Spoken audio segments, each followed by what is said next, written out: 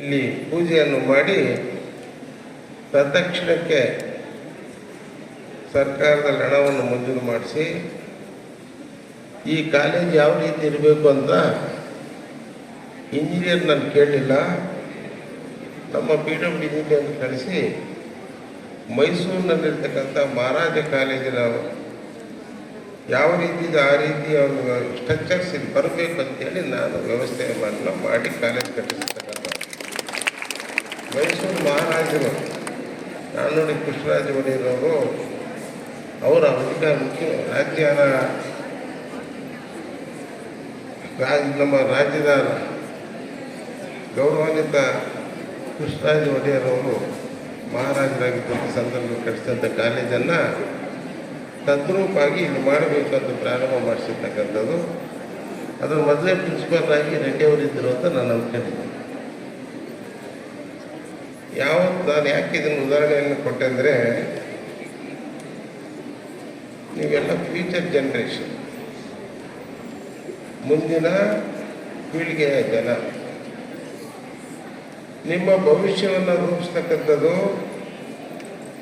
ಅದಕ್ಕೆ ಬೇಕಾದಂಥ ಮೂಲಭೂತ ಸೌಲಭ್ಯಗಳನ್ನು ಒದಗಿಸ್ತಕ್ಕಂಥದ್ದು ನಮ್ಮ ಆದ್ಯ ಕರ್ತವ್ಯ.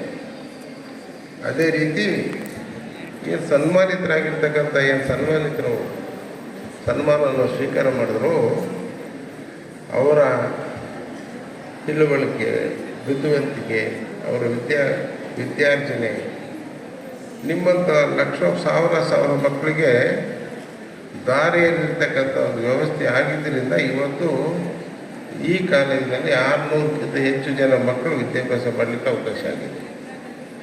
ಆರ್ಟ್ ಆಫ್ ದಿ ಸಿಟಿ ಈ ಕಾಲೇಜ್ಗೆ ಏನೇನು ಮೂಲಭೂತ ಸೌಲಭ್ಯ ಬೇಕು ಅಂತೇಳಿ ನಾನು ಯಾರಿಂದಲೂ ಕೂಡ ಅರ್ಜಿಯನ್ನು ಪಡೆಯದೆ ಸ್ವತಃ ಏನಿದ್ರೆ ಇಲ್ಲಿ ಒಳ್ಳೆಯದಂತಕ್ಕಂಥ ತೀರ್ಮಾನವನ್ನು ಮಾಡಿದ ಪರಿಣಾಮದಲ್ಲಿ ಇವತ್ತು ಇಷ್ಟು ದೊಡ್ಡ ಸಂಖ್ಯೆಯಲ್ಲಿ ಬಂದಿದೆ. ಇವತ್ತು ನೋಡ್ತಾ ಇದ್ದೀರ, ಮೊನ್ನೆ ದಿವಸ ಇಂಡೋರ್ ಸ್ಟೇಡಿಯಂ ಮಾಡಿದ್ದೀವಿ.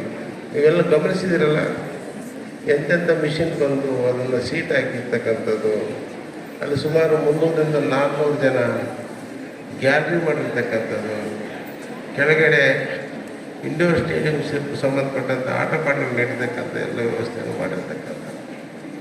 ಆಗಸ್ಟ್ 15ನೇ ತಾರೀಕು ದೊಡ್ಡದಾದಂಥ ಸ್ಟೇಡಿಯಂ ಕೂಡ ನಾವು ಉದ್ಘಾಟನೆ ಮಾಡಿ ಅಲ್ಲೇ ಕಾರ್ಯಕ್ರಮ ಮಾಡ್ತಕ್ಕಂಥ ವ್ಯವಸ್ಥೆಯನ್ನು ಕೂಡ ಮಾಡಿದ್ವಿ.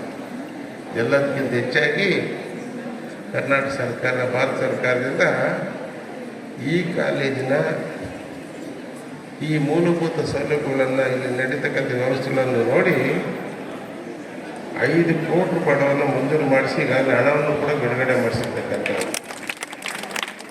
ಭಾಳ ದೊಡ್ಡ ಪ್ರಮಾಣದಲ್ಲಿ ಕಟ್ಟಡ ಬರ್ತಕ್ಕಂಥ ಎಲ್ಲ ಮೂಲಭೂತ ಸೌಲಭ್ಯಗಳನ್ನು ಹೊಂದಿಸ್ತಕ್ಕಂಥ ಕರ್ತವ್ಯ ನಮ್ಮದಾಗಿದೆ.